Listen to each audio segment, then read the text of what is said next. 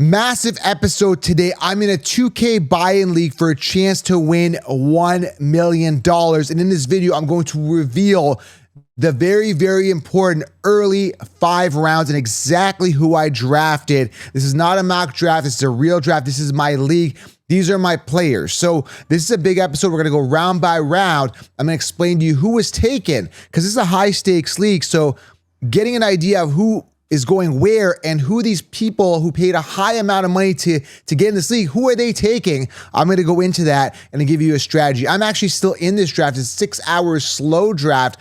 We're currently in round 11. So if you guys want the full mock draft or have an idea of who I'm drafting, late round sleepers, steals and everything, make sure you guys do grab the 16 round draft session. I will be covering this draft and how I did in the June mock draft of the 16 round draft. So you should grab it below. I'm telling you guys, this is the game changer. No cookie cutter stuff here. I'm going to explain to you exactly who to draft, when to draft them in 16 rounds. And of course, in this video, going to go over round by round on who everybody's drafting.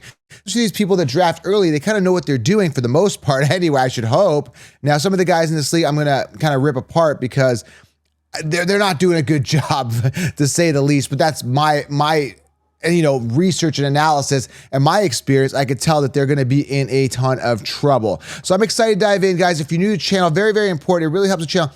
Before I start revealing these round by round, hit the thumbs up, smash it, tap it. It takes less than a second every time. Hit that thumbs up and drop a comment below. Let me know who you're taking in each round. Want to make this ultra interactive. I'm also going to start doing some mock drafts live with you guys. So make sure you guys turn on the bell. So if you guys want to take part in some mock drafts in the evenings starting in June, going to be ultra exciting. Okay. So I'm excited to dive into this. I know you guys are as well. So what we're going to do is, again, I'm going to go through the first round.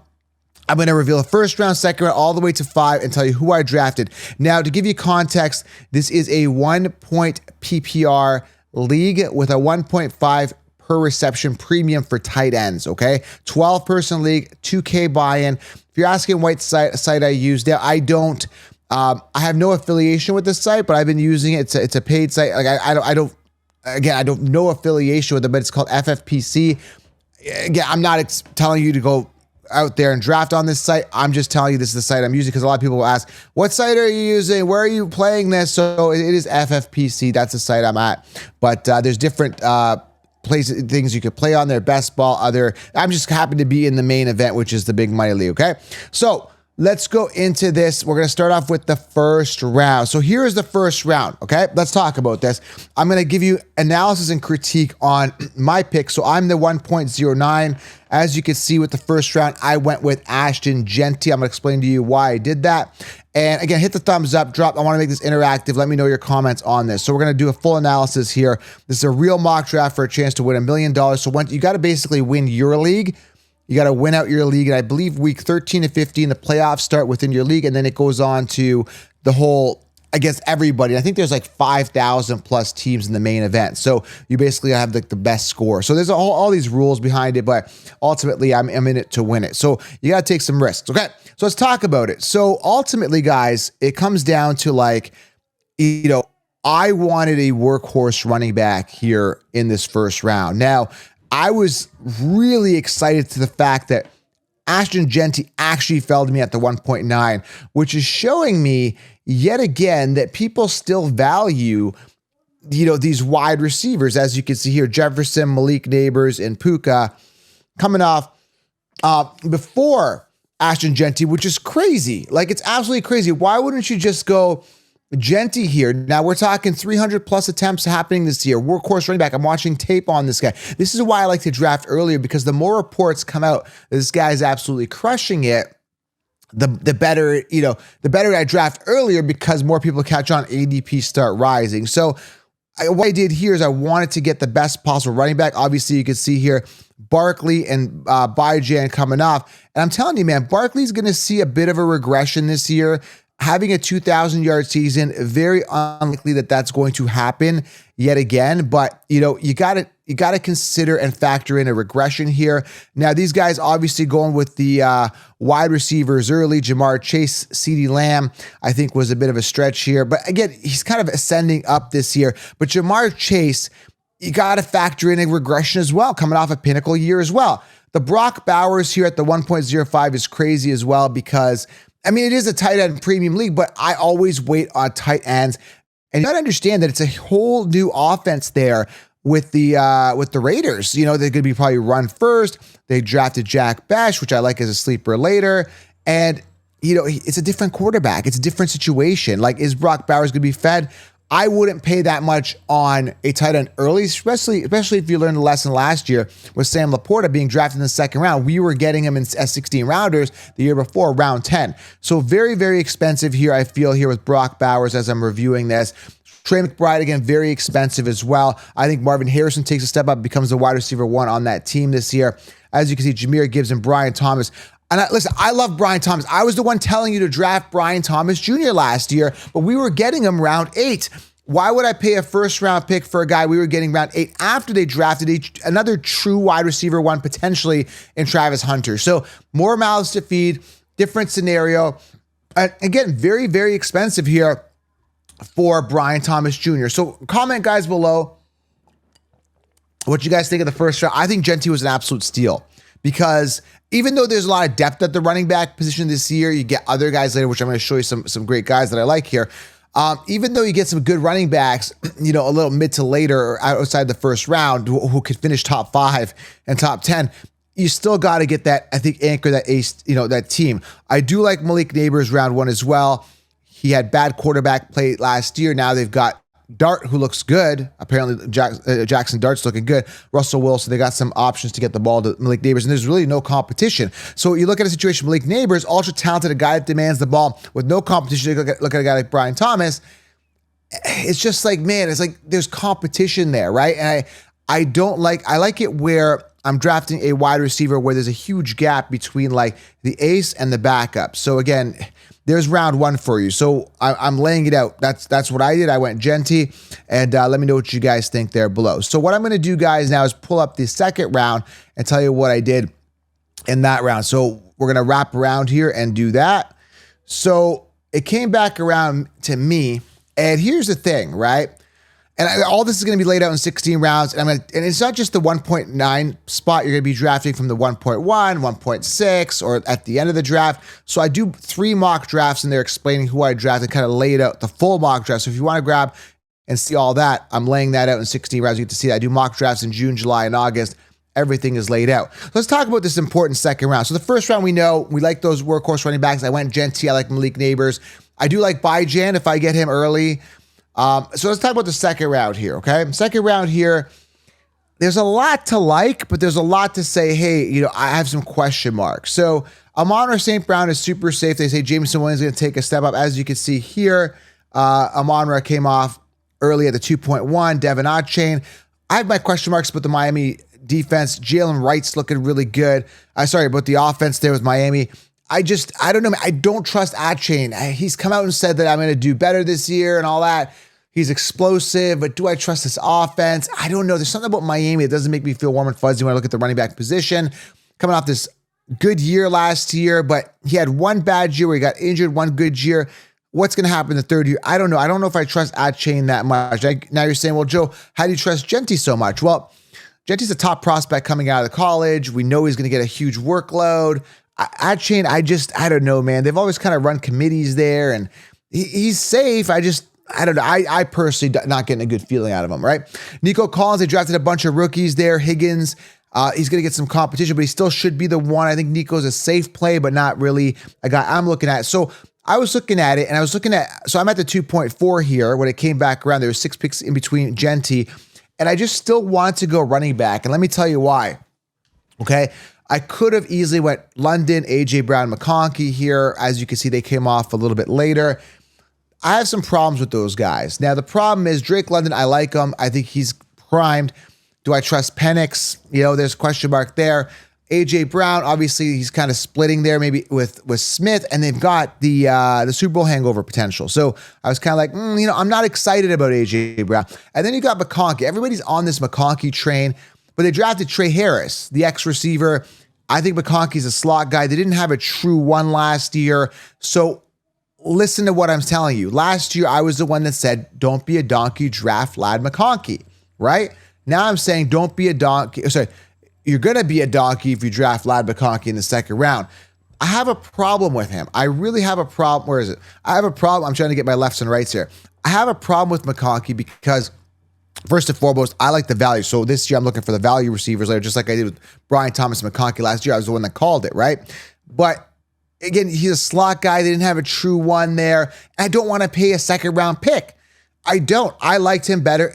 I'm going to where the puck is going to be, not where the puck is. The Chiefs are finally coming on board with guys that we had last year, and I just don't want to. I don't want to do it, and I just feel Trey Harris could be the one there. And they fixed the mistake that they did with Quentin Johnson by drafting Harris. They got a guy that's clutch with great hands, who's strong after the catch. And I think that he has an opportunity if he gels, and I think he could with Herbert, that he takes the one spot, whereas McConkey, I don't know, man. Second round just doesn't make sense, to me anyway. And then Bucky Taylor, who can't stay healthy, constantly with injuries, had a good year last year on a regression type year. And then Jacobs. So looking at this entire second round, why did I go Kyren Williams? The answer is simple. Contract year. He was on the show last year. Now you could say, well, that's biased. No, he was on the show and I talked to him. I could tell he's got that dog in him. He's got that amazing work ethic. And he had over 300 attempts last year. And we saw a situation where Blake Corum was drafted, but was just non-factor. And he's got youth and he's fighting for that contract. I just read an article where Kyren just came out and said, he's like, I want to be on this team. So he's going to be playing his heart out to stay on that team. Bottom line. But let me know what you guys think here. And I wanted to get Kyren. And I didn't like the other receiving options. I didn't like Nico. I know I can get wide receivers later. I just know I can fill my two wide receiver slots, by the way. And then 2 flex. It's not a super flex, 2 flex. And you got a ton of bench spots. So you get a lot of depth. As long as I can fill my 2 wide receiver slots and get my workhorse running backs, I'm good. So now we're going to get to the third round here. I'm going to explain exactly why I did that. But let me know what you guys think here. Love to get your feedback as we break down the second round, okay? This is very, very important. Again, I'm giving you guys strategy. The key is, as you're looking at this, right, you want to, again, skate to where the puck is going to be. You don't want to, last year, everyone told you Ayuk round 3, right? Remember last year, everyone was saying like Ayuk and Debo round 3, but they were both on the same team and nobody knew who the one was. That was a huge mistake on the Chiefs' part to be giving that type of terrible advice. To give you guys a potential wide receiver 2 in round 3, no, you always got to aim high in the depth chart, and you're going to see that I'm doing that with the strategy. So let's continue on here. It gets more exciting, okay? So round 3, all right? What did I do? So as you know, guys, it snaked back around. So we went, Kyren and I had to wait like 16 picks or so till it came back to me. So the guys that came off the board, which I'm gonna critique right now, which are terrible, some of them. T. Higgins, terrible. George Kittle, JSN, Marvin Harrison, Garrett Wilson, Terry McLaurin, Hampton, Rashi. And then I went with Josh Allen. I'll tell you exactly why I went with Josh Allen. The quick answer is I don't really like a lot of the talent here. Omari and Hampton, I love Omari and Hampton. I think he's great, but Najee cannot be ignored. I'm telling you guys here, Omari and Hampton, Najee cannot be ignored. Okay? It's just a fact of the matter. He had 260 attempts last year. They brought him in. Unless I know that Najee's 100% on the bench, I'm not drafting Hampton. I've got no Hampton stock. Again, I love him. Don't get me wrong. The talent is amazing. In fact, if Najee wasn't there, I would probably take Hampton over Genty. That's how I'm feeling about Hampton. That's the feeling he's given me. But the Najee thing is kind of concerning. Obviously, he's going to take some volume. They want to simulate what's going on with Detroit. And I just don't like, I don't like that. I want the true workhorse. I don't want any competition, okay? And I'm not getting that with Kyren Williams. I'm not getting that with Genty. Those guys are the alphas. I'm good. So Josh Allen was sitting there. I'm guaranteed 350 fantasy points. And then I get quarterback out of the way. I don't got to worry about it. I could have went instead of Josh Allen, I could have went Rashee Rice, who's in a committee with Kelsey and Xavier Worthy and a potential suspension looming. And I don't think he's going to get suspended from what I'm hearing, but it's like, we know they spread the ball around, right? And then you got like Garrett Wilson here, who I don't know if I trust Justin Fields. I don't know. Marvin Harrison, I do like. I think he has a step up this year. He's bulked up. Is that going to help him? Is that going to not help him. Jackson Smith, he's got some competition there in Seattle. They brought in Cup. I still like Smith, and then you got Kittle. Higgins is a disaster. This is what I'm talking. Let's talk about Higgins real quick here in the third round. This is an absolute disaster, okay? I remember last year he had a good year. The year before, everyone was telling you to draft Higgins round 2, right? Because he had come off a decent year, but the guy only peaks at 109 targets. He will not see more than that. We are guaranteed to get ourselves the wide receiver 2. Not doing it. You don't want to do that. There's a ton of other wide receiver ones later. And what kills me and what the entire industry does is that they tell you to draft simply based on ADP, okay? And that is a mistake. So people saw Higgins there at the 3-1. I'm like, oh, Higgins is a value. Remember last year when they were off him and he was coming off like round 6 to 7 because he had a bust year because he got hurt the year before? And then he has a good year, and then now they're back on him. This is not how you're going to win your leagues. That's why I'm telling you guys, 16 rounds, make sure you guys grab it because it is really logical, practical, maximizing your roster, ironclad stuff. Make sure you grab it. Nobody's teaching this stuff. They're just drafting on ADP. What I do with conviction. I methodically. It's like a science. I've got the recipe to win. So I want to go. By the way, I've got Josh Allen backed up already. Like, I don't just put all my eggs in one basket. I get a guy and I have a backup plan for a backup plan. That's what 16 rounds is going to do for you guys. So you guys are covered. So looking at this round, let me know what you think. I do like Harrison. I do think McLaurin has a safe year. I'm a Jaden Daniels advocate. I love the kid. I think he's great. I think Chase Brown is safe. He came out of the draft literally untouched. So I think it's a smart pick here as kind of your RB2, 3. I'm not overly excited. He's not going to have that explosive playability. He's not going to be the next Saquon. And what I try to do is get the next Saquon with all my picks. Now, you're saying, well, Kyron Williams is not the next Saquon. He was kind of my hedge against my bets. He was kind of my safety play where I know I'm guaranteed the volume. I get my workhorse and I kind of mitigate risk. Kyron was a mitigate risk type play. What Josh Allen is here is he's my anchor. So what I'm doing here is anchoring my team with guaranteed points because I like to take a lot of risk. And if some of those risks don't pan out, I'm guaranteeing myself the points. That's why I went Josh Allen here. So take a look at the round here. So far we're going to review the first 5 rounds in a moment here, but I'm going to give you the 4th round. But I want you to take a look here and know that I got Josh Allen to anchor my team. And I just think it's a smart play, right? Because I didn't like some of the other options there in round 4, okay? So let's go here. We're going to give you round 4 and 5 together. Actually, we'll go round 4 here. Okay, let's do that. So round 4, what I do. Now, you can see round 4, what ends up happening. I went Josh Allen and came back around. There's 6 picks in between. And if I didn't get him here, he wasn't coming back, but I went RJ Harvey. So now you're saying, well, Joe, now you've got 3 running backs. What are you going to do at wide receiver? Trust me, I've got my wide receiver covered, okay? Believe me, and I explained that in 16 rounds. As long as you fill those 2 wide receiver spots, you're good. But what I've got is RJ Harvey, and this is typically where he's coming off. This is not a reach. RJ Harvey's coming off round 4. I've been watching consensus drafts. I would be surprised if it was round 2 by August, okay? But what I did here, guys, listen, is I went RJ Harvey, and as you can see here, some people say, well, why didn't you get Mike Evans or Adams or something like that? Because I'm good. I know I can get wide receiver 1s later, and I'm taking away the running backs off the board. Now, what I'm also doing is the people that are going, which I'm going to show you, you're going to see the first 5 rounds. You're going to see who went wide receiver. I'm going to lay out rounds 4 and 5 in a second, and all the rounds, is I'm punishing all those players that went wide receiver heavy early because those guys are thinking, I'm going to get my wide receivers. I can have my cake and eat it too and still get myself Harvey and guys like that. No, you're not going to get Harvey. You're going to suffer. I'm going to make you punished. I'm going to punish you because you can't get Jamar Chase and let's say another wide receiver 1, suggestion, a JSN and still get Harvey, a running back 1. I'm not going to let that happen. That's exactly what I did. So I cut it off here. I made sure I took my Harvey and I cut off all these guys for potentially getting him. So this guy ends up getting James Cook and Walker, who are safe and boring, where I'm getting the upside explosive guy that's got massive ceiling. Now, I'm lucky that this guy didn't go Harvey over, he went Henderson over Harvey simply because the way that it was is that Henderson was sitting ahead of Harvey in the ADP. So I was very fortunate to get myself RJ Harvey. I would have been pissed if he got sniped there right before at the 4-4, okay? So I'm happy with this. I think McMillan is one of those fool's gold kind of players.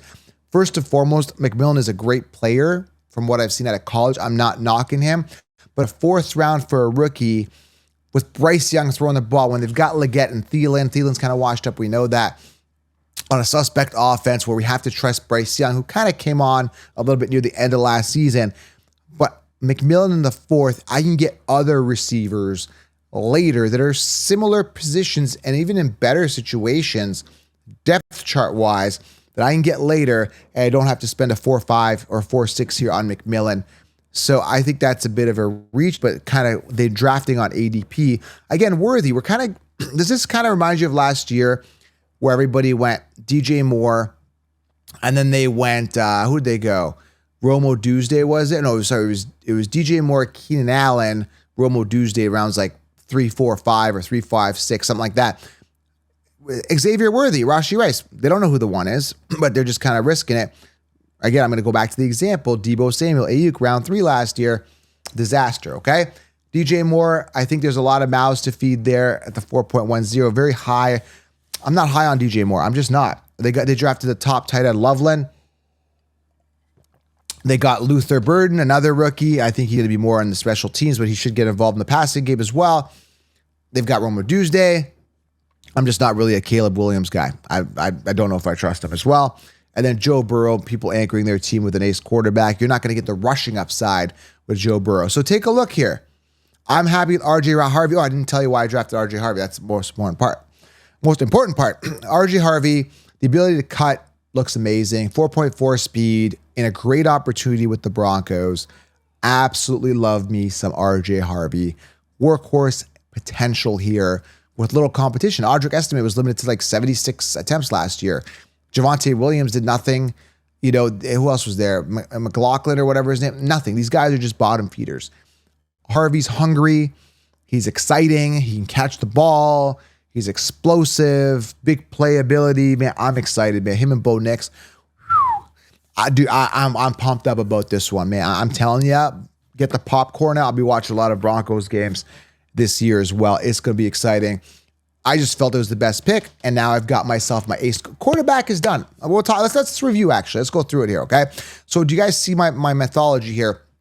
I'm aiming high on the depth chart.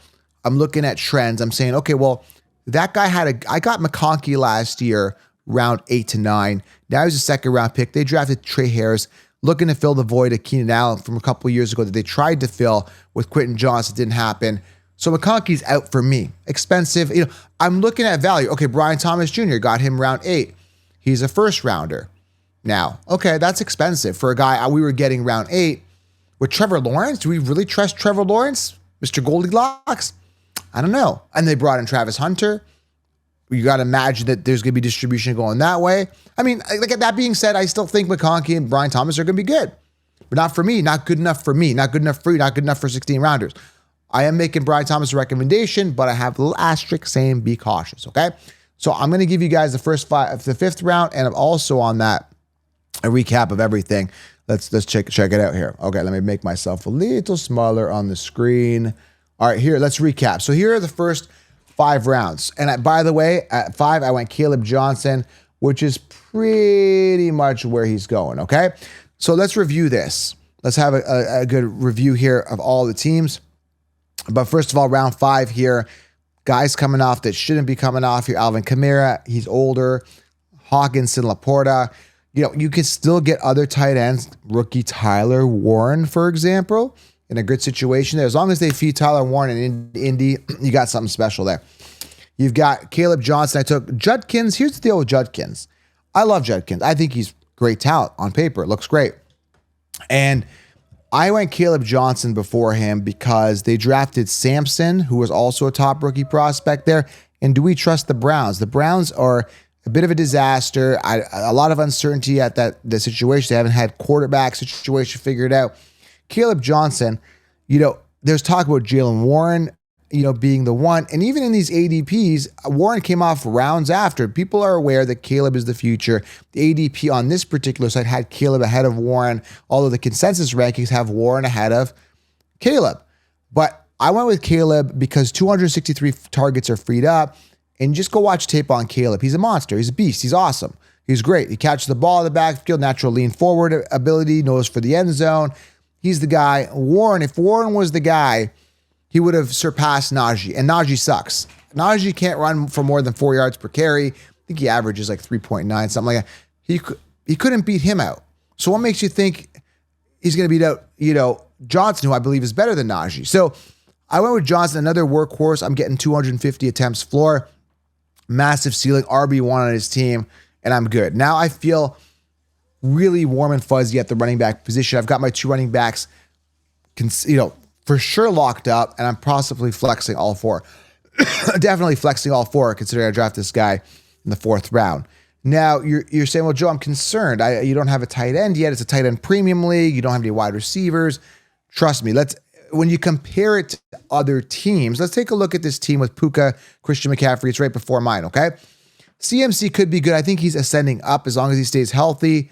I was down on CMC last year. I'm not so down on him this year because you are getting him for a bit of a discount and he's trending upwards. That being said, I still don't trust an aging over 30 wide receiver who's been paid already, incentivized, coming off injury. Not my cup of tea, but better value. Having him as my only running back, I would not feel comfortable with that when you're looking at this team right here. Then you've got Rashee Rice, Metcalf, Mike Evans, Metcalf. Puka could be good. He's a great talent, but again, is he going to stay healthy? They brought in Adams. I don't know, man. 1st round for Puka. He had a bad year last year, And then Rashee Rice, we talked about that committee. Mike Evans, over 30, is he? Like, he's older. They just drafted Emeka Egbuka.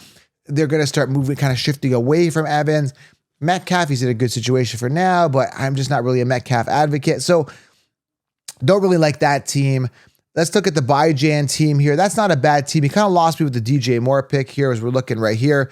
There's a 3rd pick, Bijan, Bucky, Jackson Smith, DJ Mixon. Not a bad team. Bucky's safe. I liked Bucky when he was valued. Now they're kind of on top of him, 2nd round pick. I don't know. Bucky's safe. When I think of Bucky, I think safe. I don't feel like he's going to explode and be like this next Genty or Barkley type upside kind of player or Bijan. I feel safe. Similar, he gives me like Chase Brown feeling with a little more upside. That's what I feel Bucky. I feel these guys are like above par, really good running backs, but they're not going to give me that over the top feeling that I want, right? When I'm drafting running backs, I want that explosive home run, boom type potential, and I'm getting that. I mean, Kyron does that, but not as much as like maybe a Genty could, but I want to mitigate my risk by getting Kyron there in the 2nd round, okay? And then you look at some of these other teams. Brock Bowers, I see a regression happening. Way too expensive. He was a value last year. Garrett Wilson, Adams. I mean, Adams in the 4th round, you're getting the wide receiver 2 potentially on the team. I don't like that. I don't like getting wide receiver 2s. I don't like that. I think Worthy, I think Rice, I think Adams, all these guys overpriced. Higgins in round 3 is an absolute disaster. And then you got Travis Hunter round 5. See, I would be more inclined to go Travis Hunter round 5 for the value instead of Brian Thomas, even though, theoretically you could say Brian Thomas is the one. But, I don't know, man. As soon as Hunter came in, I'm like, dude, this guy is like a 1st round pick, high draft capital, amazing talent on paper. Some of the training I've been watching with him, he's dropping balls and body catching his Hunter. But, I mean, Jamar Chase didn't look good, the first rookie year when he was in training camp either. He was dropping balls, but look how good Jamar Chase is. But I'm a little concerned again with Hunter there, with Brian Thomas, obviously a major concern. And as you can see here, Montgomery as well. You're getting the running back 2 guaranteed, who's coming off injuries last year at the 512. Very expensive, man. Very, very expensive for a guy is the 2. Always aim high in the depth chart. Get a guy that's going to be potentially a 1. Does that make sense? Don't settle. Aim high in the depth chart, especially in these early 5 rounds, these precious 5 rounds. You want to go for home runs, guys that are on top of the depth chart, okay? So Genty, Kyron, Josh Allen, Harvey, Caleb. Now I can start sprinting and getting my wide receivers. And believe me, there's a lot of wide receivers out there that are going to be viable. Guys like Cortland Sutton, not the sexiest pick, but, and here's the thing, you're like, Cortland Sutton, right? Cortland Sutton had more attempts than T. Higgins last year. More passing attempts, right? So more targets, sorry, than Higgins last year. And I can get Cortland Sutton round 6 over who's the 1.